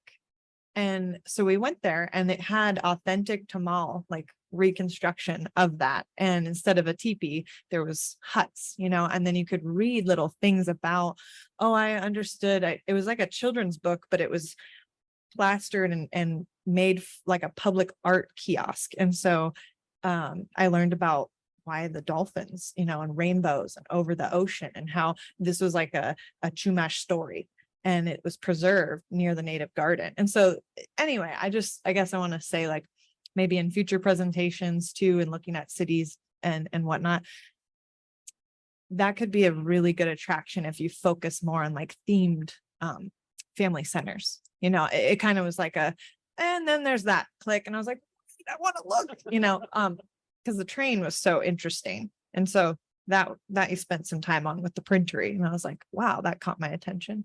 So Yeah, so with the family center, there was no direct theme, like as much as I wish I could design super in-depth SketchUp. I am in my first year, and I'm still in the process of learning. So I used a 3D model that was already pre-created, and so the volcano happened to be put on there. But like, I don't know, like, this is more like just surface level, but like I've been to Hawaii, and at like some of the mini golf is over there, they have like the fake little volcanoes where you can hit the golf ball and we can get it into the volcano. I was kind of like, oh, that's what the general gist I got from it. But I deeply admire that finding like a certain theme or attraction for a family center would be super neat. And so I was hoping for this, that hopefully we could do something with arts, because there's a ton of mural design around this district. And so, if I would have had more time, and something to keep in mind for next time is definitely integrating more of an artistic aspect to it. I think that would be a one. But Victoria is the one that does those mural, not paints them herself, I but have to be the matchmaker. she's one Yes. of the organizers that has done those gorgeous murals, and yeah, they are amazing. Yes, truly, yes. Yeah, seemingly easy. And then when you're trying to talk to Caltrans about getting the tunnel approved for a mural, you'd be surprised how many people don't call you back. Yes. But yeah, and I was really intrigued by the creek, and how, you mentioned it's underutilized when you're doing your SWOT analysis. And I didn't know if I just totally spaced on a slide, but is there specific, ideas around the creek area? Yeah, I guess in general, just having the secondary pathway along the Colony Square side of it, we believe that overall just revitalizes that area, bringing pedestrians through. And the overall vision for both the East Mall pathway side and Colony Square side would just also have those businesses, whether it's commercial or retail, facing the creek side as well as the Colony Square side. We do not have any specific businesses in mind, but just anything that's commercial, residential. Something we also thought about was the patio out in the brew house over there, having that facing the creek with a path along that side too. just the overall idea of revitalizing the creek and making that a unique and attractive area where there's a constant foot traffic along that area is the overall vision for the Atascadero Creek in general. Awesome. Yeah, thank you. I got one last thing. I really did appreciate how in this presentation, you compensated something for like public music. That was really cool. Even though it may be something small, it's like, yeah, it's almost like the Roman theater feel where there's some public place where something can go on. Now, that being said, the last 3 times we've had something that we've had to vote on, when there's anything potentially musical, we get a million comments on like, put an ordinance on this, put something on it. Anybody who has a property close, they will find, be like, I could potentially hear. But I really did appreciate that because it gives an open flow feel, because it's like, oh, this could be a place where people can do art, poetry, and that's something that we don't really see as much around here. So I really actually appreciate that concept. Though it's small, it's something. Agreed. I was curious about this zone here and whether or not people someday will get to rent and do visit Atascadero events. I'm sure Josh may have, with the chamber thought about this once or twice. But yeah, I always am like, why don't we get people on the roof?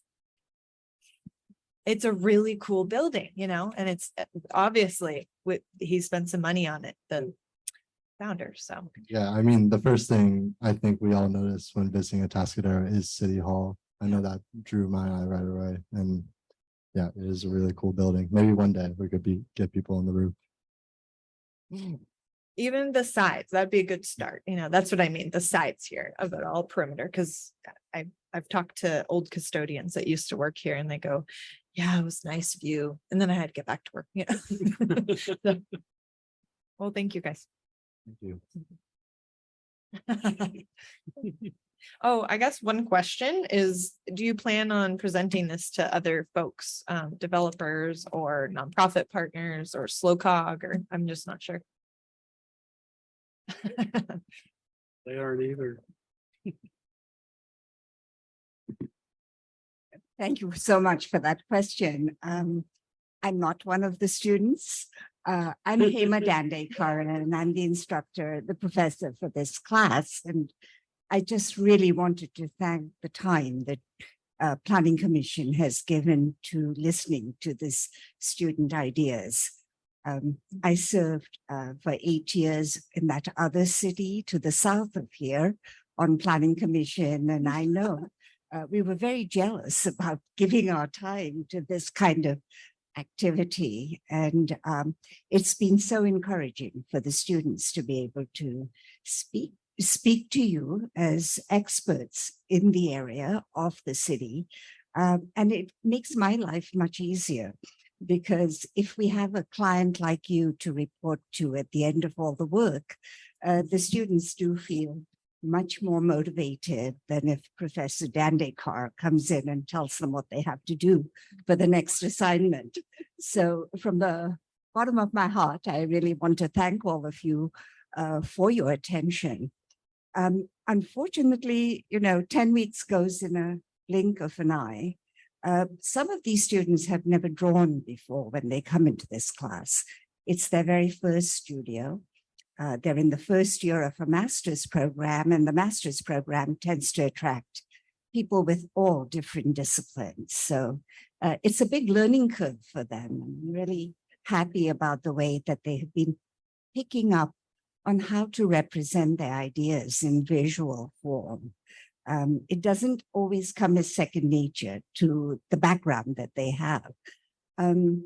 We don't have another studio that does design. We have a community development studio that follows in their second year. So the capacity to actually make presentations is limited.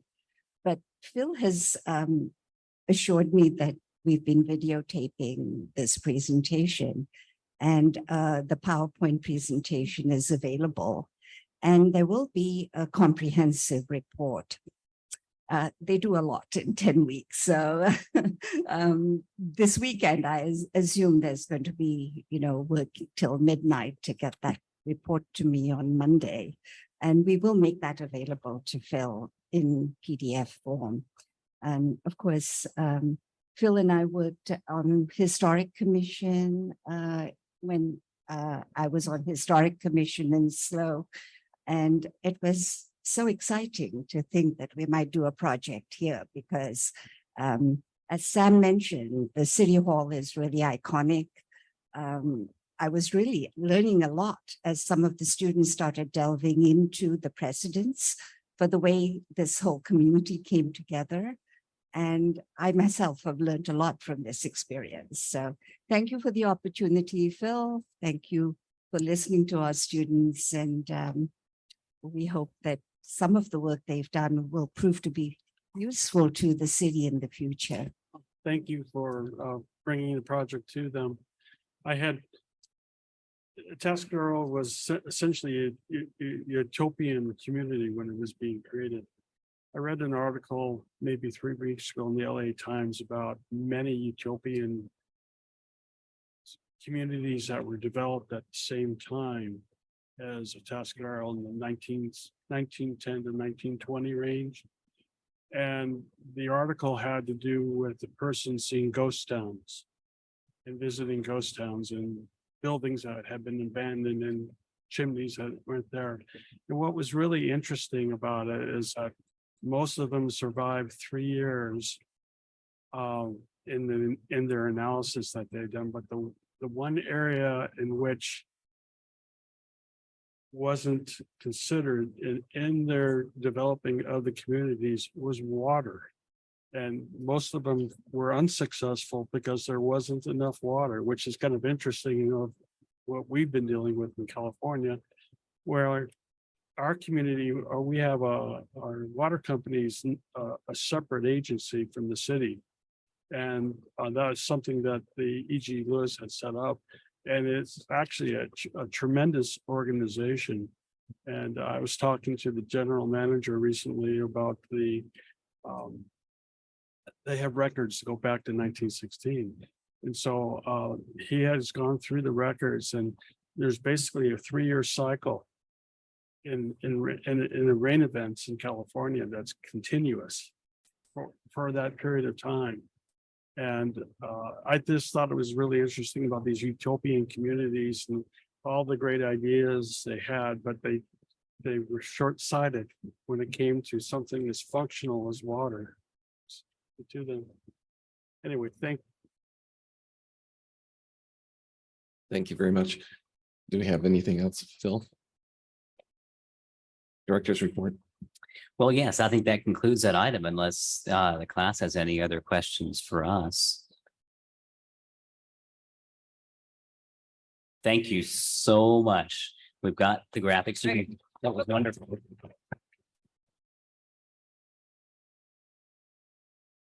And you're all welcome to stay for the conclusion of the hearing. This is the part of the hearing where I give them my report on what's coming down the pipeline next and what's going on in the community. Can we make you answer our questions about Taco Bell?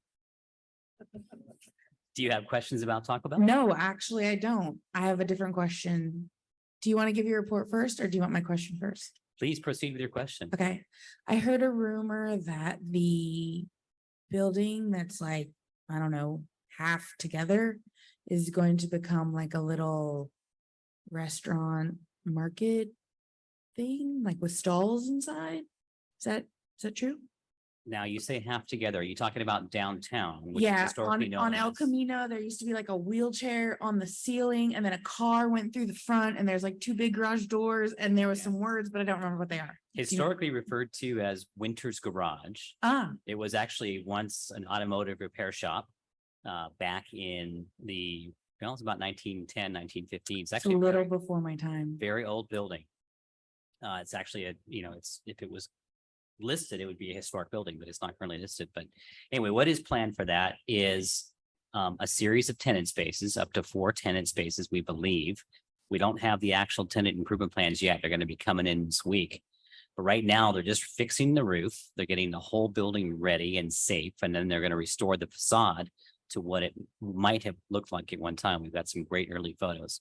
But it is going to be restaurant and retail spaces. Yes, that rumor is in fact true. I was literally driving by thinking, oh, that building reminds me of a place I saw in Germany where like you walk in and there's all these like little stalls and you can like try all different kinds of stuff. And then I heard it on Facebook. So, you know, you can't trust that. So I was like, No, you you know can't what? I'll trust just Facebook. ask Phil. Yeah. Phil will know. So thank you. So I'll know next time I speak with you, I'll know more about Excellent. the interior design. but It's not- exciting. It's a really cool concept and very exciting. And I think somebody in the downtown Gateway district had something like that. And I was just thinking like, holy smokes, it's already coming true. Absolutely. Yes, it is. Anyway, what's coming down the pipeline? We do have a really exciting project for you out by the Salinas River on part of our industrial zone land out there. And it's on property owned by the water company. And that is a project proposing to do RV storage. Wait a minute, deja vu. Yeah. Did they rope that off so we can go see the size of it? That was a requirement. They were supposed to do that for us. Yes. We'll talk about that. We'll make sure that happens so you Okay. can see the size of it. Yeah. So noted. My staff's looking at me, so okay, we'll talk about that. Other thing that's going to come to you at some point, if not the next hearing, but probably in this summer, will be some zoning updates that we sort of ran by city council, some administrative cleanup, a few other topics that we've got to get to streamline some things and some things to keep current with state law. So we'll have that coming your way. A lot of great projects happening about town. Marketplace, which came through this hearing body and through city council, which includes the Valley Fresh Market. They have now broken ground over there at Del Rio and El Camino Real. So dirt is flying. They will be starting construction this summer, and so that'll be happening. We'll see things above ground here, hopefully in a few weeks, maybe a couple months. So that's moving forward. I think I mentioned to you recently that Barrel Creek finally got approved through city council after it came through planning commission. Not sure when they're going to actually start that particular project. I think I mentioned to you previously that we also did the final design approval for the downtown concept plan. In fact, that went to council very recently just to kind of give the final blessing to all the design details before we actually draw up construction plans and then go out to bid to get a construction contract for that and actually start construction next calendar year. Really exciting. That's huge for our downtown. I'm sorry, what was your question? 2000. Yes, 2024. But now a lot of people are going to think what happens later this summer downtown, which is a major road resurfacing program, is part of that, but it's really not. And that's a separate contract that's going to move forward, hopefully while school's out, to resurface a lot of the streets downtown. So that'll also be going on. So a You know what couple I have years to from ask you now, right? Yeah, When are you resurfacing my road? your road. Traffic way. Planning commissioners are last on the list. I'm supposed to be connected. Traffic way. What's the benefit to this job again? Phil has nothing to do with the. Yeah, traffic way. Now, I don't- here's the drawback of resurfacing a road. The traffic speeds up and the pedestrian level of service oftentimes will go down. Okay, So well, there's no sidewalks on traffic way. parts of it, yes. And right now, I rattle my children's brains every time we go over it. So just saying, I'm just gonna keep it I at the think that forefront. is on the schedule. but Traffic We'd have to lights. check with our public works team to verify when that. Oh, that's who I need to bug? That's who I'll bug. Yes. I'm sure Nick will So- appreciate that. Our planning team does not get to deal directly with the road improvements. So it is our public works team at the city that can give Come you a on. full calendar. So you know who to bug on that. I'm sorry, I keep interrupting you. Go on. That's okay. So I'm also going to look to my planning staff and Annette to see what else is on the pipeline. I don't have that calendar in front of me as usual, but I think that I was have a all. few things, Phil. Oh, that's right. We do have a request coming forward to do a little bit of outdoor music in front of ABC Church on the other side of the freeway over there on the mall. They're going to actually, where that music would be is right in front of their sanctuary, in front of their building. And it takes a planning commission approval to do outdoor amplified sound in a situation like that. So they're requesting that. So we got to bring it to you. And we'll see how that goes as well. Anyway, otherwise, I'm open to your questions about what's happening in the community. First of all, Mariah, did you have stuff that you wanted to? I do have a question, but I can hold it if you have some items. Thank you. I just wanted to expand on that. The next hearing might be a little bit of a long one. We do have the Sycamore RV storage coming back. Atascadero Bible Church's outdoor amplified sound, and then California Manor will also be returning, I think for the third time, just to revise one of their conditions about affordability. So I think at this point we have 3 items on the agenda. So if you could be there on the 20th, that would be amazing. Are you on the Sycamore RV? I am. Okay, well, can you tell me if there is going to be a visibility study as discussed in the notes originally before that meeting? Because I believe there has to be according to what we voted on. So Phil, am I allowed to talk about it at this morning? Sorry. Yes, and I think we will make sure that we hear your notes and respond to that. So before the staff report comes out, Okay. if well, that needs to be in place, we can. Yeah, well, in particular, the visibility study that we had discussed, I'm pretty sure I could find it in our notes here, but that you can drive to Sycamore and that you can see it, and it's not just a mock-up on a screen. So I don't know as if the timing, if it in 2 weeks, that would be physically possible for the, Another option AMWC, so. too is, I can take 2 commissioners out there at a time to tour the site and show you exactly the boundaries of it. But I can also have them flag and set up the site with tape. What they can do is they can set up stakes and they can set up like a yellow tape around the boundaries. But essentially what it is, if you're at Sycamore, I'll just tell you right now what it's going to look like. There's a little construction yard out there. And there's also a little parking area where you can stage to access the De Anza Trail. And it just goes across a very big flat lot there that's just north of that Sycamore Drive Industrial Park. And if you park in there, there's a little driveway that goes just to the south to that little bit construction yard. It'll essentially be on that property, between that property and that big berm that's against the river. There's a big manufactured berm there. This whole site was at one time completely graded out and filled in with leftover soil from some other projects around the city. And that berm already outlines the project. It's going to be within that berm, between that berm and the street. And then as you go north, that berm kind of tapers off towards the street and it caps off that site. So it's already naturally surrounded as a boundary. I think if they taped off the northern side of it to show you that extent, it'd be pretty close to what the whole extent's going to be. So it'll be right there. And I think we heard some concerns from the public last time about visibility from the Highway 41 overpass. We also heard concerns about, is this project going to impact the river itself? Phil, I don't waterway? want to interrupt you, but I think these are good conversations to have at the hearing. They are, and I'm not going to have commission respond to it. I'm just going to say Okay. what came into public testimony previously. Okay. So those are the topics that we're going to address through the CEQA analysis and through our staff report that comes to you. But yeah, right now we can't deliberate about the project or you can't comment on the project. I can talk to you all day long about it. And you can think about it. It's more about just knowing that what was required and what was already exactly. currently voted Yeah. on. So that's where I'm at, not Exactly. trying to comment on the new stuff. And you're talking So- about at the design review committee, right?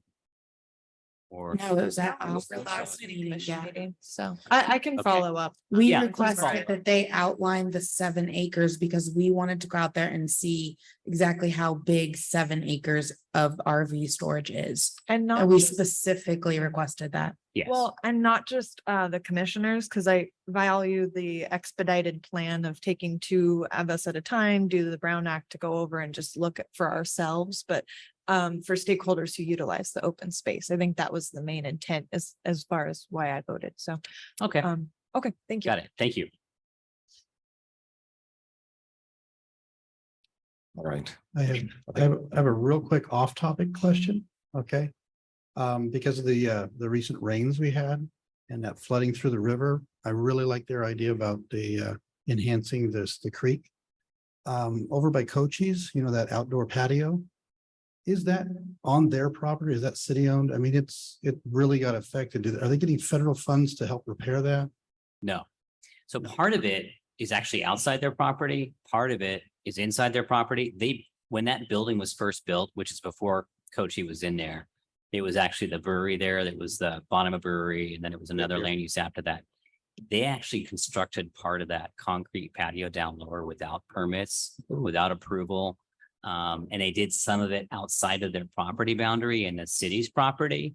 Because the city has a creek reservation down there. So they were never allowed to occupy it, and they were never granted, the ability to do that.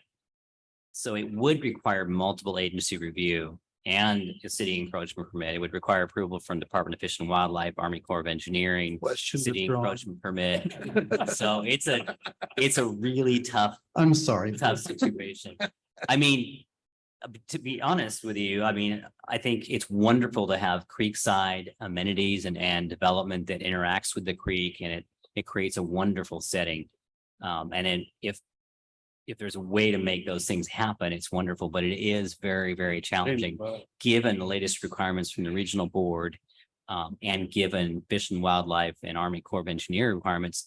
When you interact with a creek bank like that, it's a challenge. It's a real challenge. I just brought it up because some of my favorite memories with my kids was going down to San Luis, where they have the creek and you can literally walk down and it's all paved. And love it. the Yeah, kids love it. absolutely. It's been a great spot, and it was a great thing to interact. Of course, San Luis too, you look to one side, the city, for the most part, it's built right on top of the creek. It's very interesting. And back in the day, you could do those things. Now it's really, really challenging to even get in the creek bank or even get close to the creek bank without interacting with all these state and federal laws. So a lot of property owners are shying away from that. Although I think there's ways that could be accomplished, but it's just the cost and the implications of doing it are somewhat prohibitive. I have Thank you. one comment to make for everyone to know. For people who don't know, this is the first time we as a commission have been together in bank. All of us. All of us have been at one meeting, and there's people here who we have seen each other virtually for 3 years or something, but this is the first time that we're together, and I appreciate being. Thank you. Thanks for your patience with our candidness, but we kind of appreciate that there's humans here. Go ahead, Brandon. Okay, so do you know if there's any works in progress for that old Coachy building? Because it just seems like it's getting more and more dilapidated as time goes by. The old Kailana building. Or sorry Yes. about that. Yes, we are working quite frequently with that property owner to make some things happen. For a long time, there was some significant delays because of an insurance payout after a vehicle hit the building and damaged the kitchen. And there was a disagreement about the insurance payout, and that has been winding its way through that process. But at the same time, yes, the property's fallen into tremendous disrepair. It's been used as a staging area. The city's not happy about Okay. that situation. And then one last thing, when are you going to redo Traffic Way? Actually, I just wanted to make note of what Dennis brought up. Actually, I just want to say it's nice to see everyone here all together. And I've known everyone through a computer screen for so long, but looking in line, I'm like, oh, the family's all here. So just want to say thank you for bringing that up, Dennis. I appreciate that. Okay, well, No thank more you, everybody. brady We're going to, before anybody says anything else, I'm gonna adjourn this meeting so I can go eat some food. Need to eat some there. Oh, yeah, Okay, I'm going to. we're adjourned.